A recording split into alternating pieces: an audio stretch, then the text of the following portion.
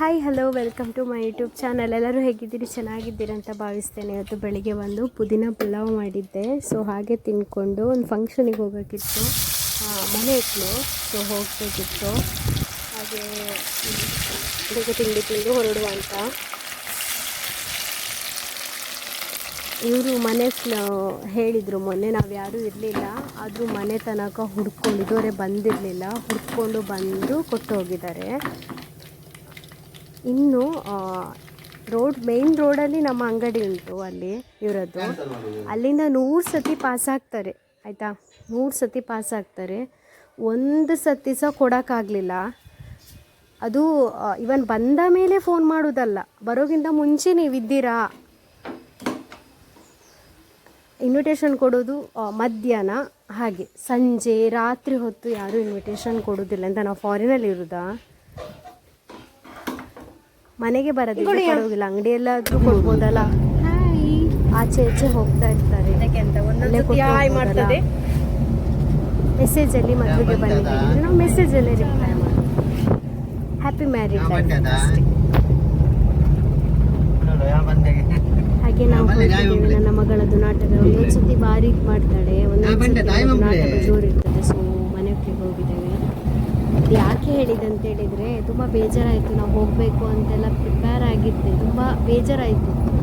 Last ಮೂಮೆಂಟಲ್ಲಿ ಅದು ನಾವು ಮನೆಗೆ ಬರುವುದಿಲ್ಲ ಅದನ್ನೇನೂ ಹೇಳಿರಲಿಲ್ಲ ನಾವು. ಇವರಿಗೆ ಯಾರೆಂತ ಹೇಳಬಾರ್ದು, ಅವ್ರು ಯಾರಿಗಾದರೂ ಏನೂ ಹೇಳ್ಬೋದು. ಅವ್ರು ಹೇಳಿ ನಾವು ಕೇಳಬೇಕು. ಯಾಕೆ ನಮ್ಮ ಬಾಯಿ ಇಲ್ವಾ? ಅಲ್ಪ ಉಂಟು ಹಾಂ, ಅಲ್ಪ ಉಂಟು ಪೋ.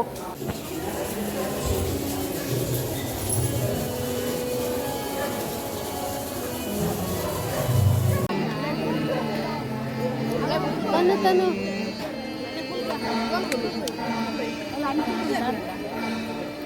ನನ್ನ ಮುಖ ಇಲ್ಲಿಯ ಸಣ್ಣ ಕಾಣುತ್ತೆ.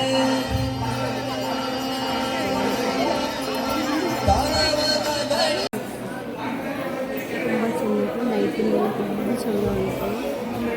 ಹೊರಗಡೆ ಹಾಕೊಂಡು ಕೆಳಗೆ ತುಂಬ ಸೂಪರ್.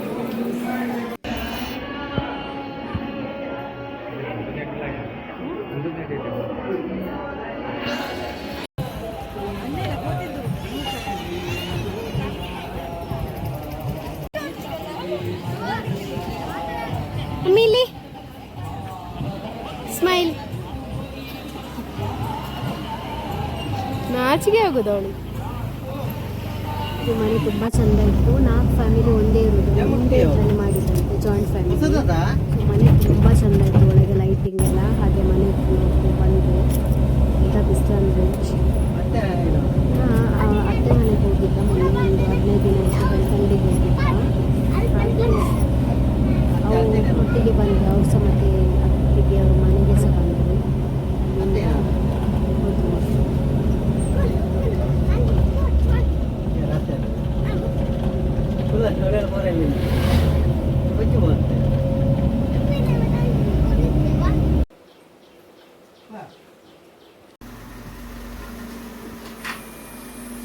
ಬಾರ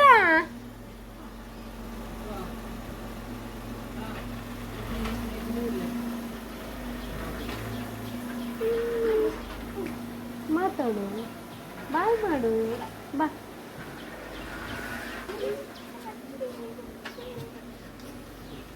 ಬಾಯ್.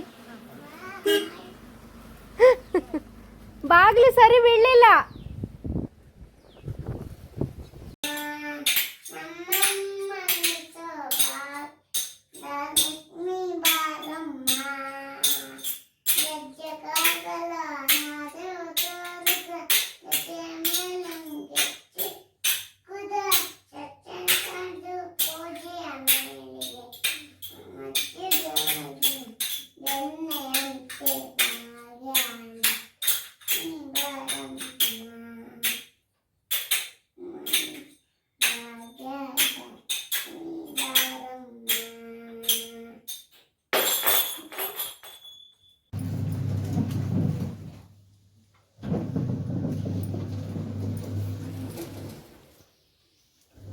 ಎಷ್ಟು ಬಿಸಿಲಂದರೆ ಪಾಪ ಪ್ರಾಣಿಗಳಿಗೂ ಬಾಯಿ ರೀತಿ ಆಗ್ತಾವೆ ನೋಡಿ.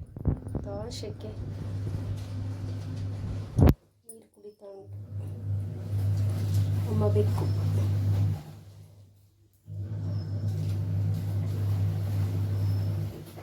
ಯಾವ